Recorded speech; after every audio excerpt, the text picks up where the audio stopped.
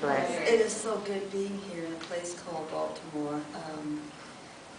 It is just so good being here at the museum. I said to one of the people here that I had come here 5 years ago when it opened, and I didn't realize, I had said 4 years ago, and I thought, what a wonderful museum for Baltimore, you know, to have a place like this in the middle of Baltimore, so people can come out, most especially the young people can come and see the history, you know, of people. I don't know, sometimes I tell the story and I look at Sister Pamela and I look away, but when I was called about this, I was actually in my study working on a book. And usually I don't answer that phone in there because it's my business phone. But for some reason, I just picked up the phone and said, hello, you know, and it was they. And they said they were on 2 phones, and they said hi, they told me who they were, and they said, you've been chosen as a Freedom Sister, one of 20 sisters. And I said, very honestly, I know a lot of women, you know, who could be a part of this. And then there was this great silence, and as I've gotten to know Pamela, I understand the silence now.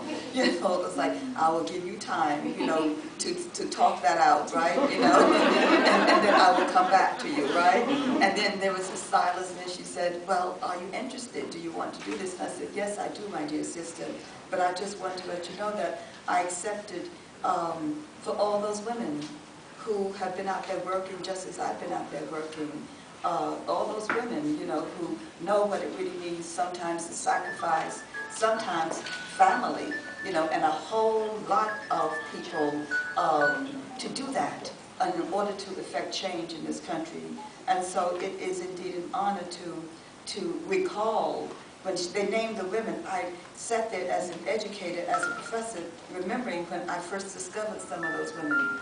You know, and I began to put them into my work, into my lit classes. You know, Ida Wells Barnett, you know, I didn't know about her when I first started to teach in 1966, 67 at San Francisco State. But as I moved around the country, you know, all of a sudden people brought me people, I discovered people, I researched people.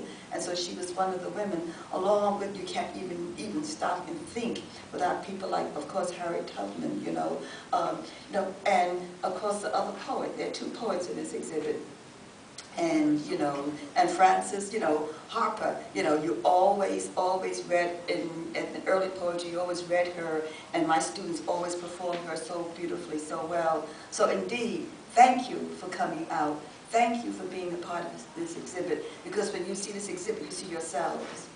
You know, you see yourselves, you see all the work we've done in this place called America, all the work that was necessary for us to do in this place called America, all the work that continues to go on and should go on, because if you really are looking at America, we need as many freedom sisters as we can get to continue this change, because America is saying out loud, by golly, by gee, you know, you think you're retired from this work. This work needs to go on and must go on. So I hope you come out, I hope you bring your children and your grandchildren. As I go and stand and look at all of these women, I stop and lean back, you know, on my eyes and say, and smile and say, yes, we're still doing this work. And most especially in a place called Atlanta, when it was the first place we had gone without Dr. Height.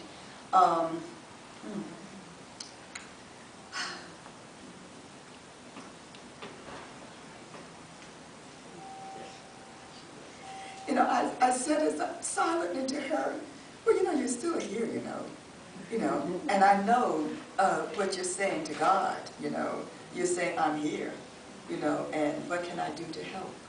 And that's what she always did with her life. She always extended her hand and said, I'm here, you know, what can I do to help?